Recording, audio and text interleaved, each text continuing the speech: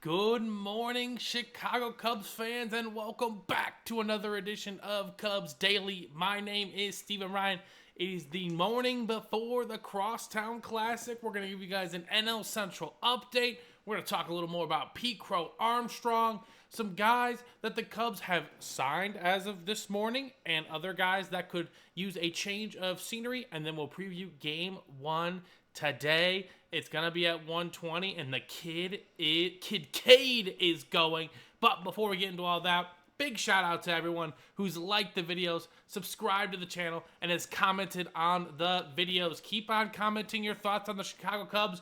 We will feature them in a video next week. So let's hop on into it. Let's talk about the NL Central. The Cubs stand atop the NL Central. They have a one-game lead against the Cardinals, who have absolutely been unconscious. If you can see right there, they are 9-1 in their last 10 games. Now, the rest of the Central has been struggling. The Brewers and the Reds will find their footing eventually. I think those teams are close to 500, but the Pirates are probably right where they are within the NL Central. So, again, I value this stretch for the Cubs, right? We have the White Sox this weekend.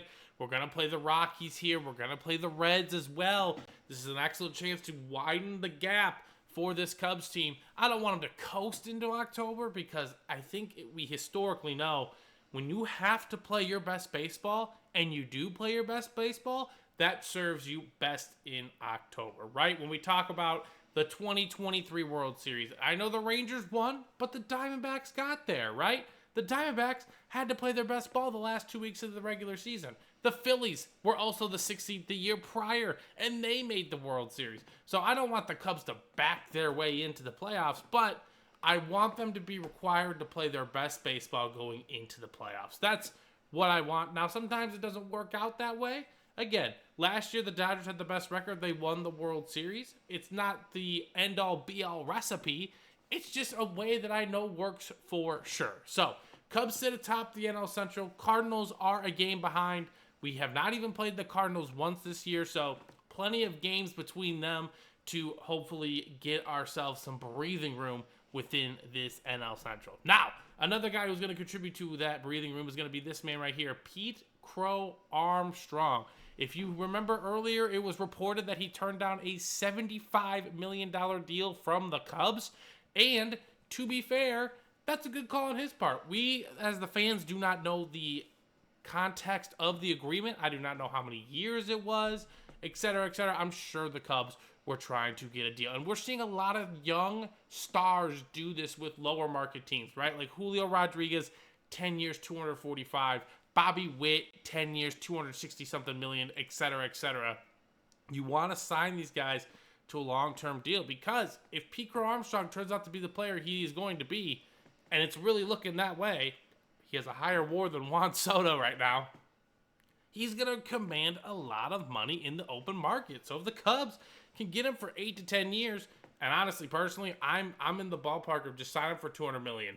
I know that's a lot of money, especially for Cubs to do, but if you work out that AAV, that's $20 million a year. That's a solid deal for a guy who's going to be a big-time contributor to this Cubs lineup, and he's going to be above a 4 WAR player. Not a lot of teams have that at the moment. Pete Crow Armstrong was 5th or 6th a couple weeks ago in WAR. And again, he was behind some of the best players in the game of baseball, like Aaron Judge, like Fernando Tatis Jr., Corbin Carroll, etc., etc. So Pete Crow is going to command a lot of money here. You just don't want it to be too late. But good for him. $75 million was way too low. The Cubs tried to get to the table before he truly figured it out. And guess what? He is starting to figure it out. He's starting to become more poised at the plate. Obviously, with the defensive ability, we know his capabilities on that front. He's probably going to be the starting center fielder in the All-Star game, as he should be. So, excited to watch this kid continue to play. The Cubs do have plenty of control on him. But sometimes, right now, it's better just to get the contract out of the way, lock him up, make sure he's a Cub for life. I can't imagine a world where you let him and Kyle Tucker go. So good for Pete Crow. Now, let's talk about guys who need a change of scenery, okay? When I think about change of scenery, I think of guys that are on lesser teams. Now, this is a rough example. Let's talk about the Angels, though. The Angels have Yuseki Kichukawa, something like that. They signed him last year. He had a great second half year with the Astros, signed a nice deal with the Angels, but it doesn't look like the Angels are going to be going anywhere. They could look to unload him. Kyle Hendricks, former Cub, is also an Angel as well. I personally love Kyle Hendricks, love what he did for our franchise. Might not necessarily want to bring him back, but again, Flyers are Flyers, right? Maybe he comes to a good winning team. The pitching turns out a lot differently. Again, it's like in the NFL, right? When you have a really good defense, but your offense is basically anemic, that defense can only play so well for so long. They're going to give up points eventually. Just like your bullpen or your pitching staff will give up runs eventually if you cannot score. So the Cubs could get the best pitching in the world. If they cannot score, they will never win, especially winning it all. So change of scenery guys are key players in these really good team seasons. A guy that the Cubs just signed to a minor league deal, Kenta Maeda. I remember him in the 2016 World Series run. He was on the Dodgers. And so, I mean, again, he was a Tiger. The Tigers are really good, ironically. He just has not pitched all that well over the past few years. So maybe, hopefully, he can figure it out. I think he was injured in 2022, and he's kind of been on a decline ever since. Again, he's a 37-year-old pitcher this year. I'm not sure what the Cubs are truly expecting, but maybe they saw something in his mechanics that they can adjust and take advantage of, at least to string along this year-long, pitching injury circus that's been going on. Again, the Cubs just need to plug and play guys, get to the playoffs, and that's where they will make their move on that front. So they signed Kenta Maeda to a minor league deal. I'm not sure what other players are going to become available, as the season progresses, but as teams start to, lose steam, et cetera, a prime example, again, is Sandy Alcantara, right? Like, the Cubs have been rumored to get him earlier in the offseason, but now that the Marlins are absolutely struggling, this might be the time to go out and get him. And he's been struggling too, so maybe the price on him is going to be even cheaper than before. But again, Sandy comes to a winning culture, a winning team, run support. I bet you a lot of money that his pitching stats will go down along with all the other things, intangibles as well. So just a couple of thoughts to think about as we enter into June and trade season. But the Cubs are definitely going to need to make a move, definitely going to need to upgrade the staff and bullpen if they want to make a deep run into October. Now, today is the Crosstown Classic. It's day one of getting on to the next step.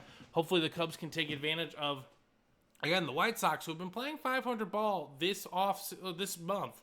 The Cubs are the better team. They need to take advantage of this. Bare minimum 2 of 3 from the Sox, but the Sox are throwing probably their best pitcher so far this series. Probably going to be their all-star, Mr. Smith, but Kid Cade, as I like to call him, is starting today at Wrigley Field. It is going to be his starting debut, and he's going to be starting at Wrigley in front of the home faithful. A beautiful 120 game. It's supposed to be magnificent weather-wise today. Hopefully, he can continue to develop his confidence and continue to show that success that he was showing last Saturday against this White Sox team. This is an excellent chance for him to get another win under his belt, seeing more major league hitters, and developing his pitches. I think the Cubs win today going away. They're excellent in game ones of series, and they're pretty solid in game two, so I imagine the Cubs are going to take the first two. Game three is always iffy. Again, not that the team's trying to be complacent by any means, but sometimes you're just naturally in a complacent state, and I just hope that's not the case for the Cubs. I want them to sweep these White Sox. I think we're better than them. We need to show our dominance. And again, the first month of hitting, right? Just brutal. Or, I'm not brutal. Amazing. Unbelievable. These last few weeks have been a little bit of a struggle. This is our get right time. We got to get right against the White Sox, and I think the Cubs will do just that. So that's going to do it for Cubs Daily today. I appreciate everyone who's liked, subscribed, and commented on the videos. I hope you guys keep on doing that. And again, I'll see you guys in the next one. Have a good rest of your day, and go Cubs go.